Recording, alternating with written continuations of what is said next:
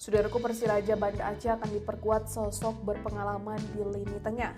Adalah Fitra Ridwan, gelandang yang secara resmi diumumkan kembali berseragam oranye merah untuk musim kompetisi Pegadaian Championship 2025-2026.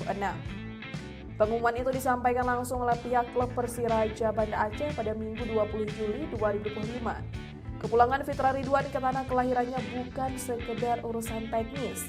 Ia mengungkapkan bahwa atmosfer luar biasa di Stadion Haji Di Murtala saat dirinya membela tim lawan musim lalu menjadi salah satu alasan utama ia tertarik kembali.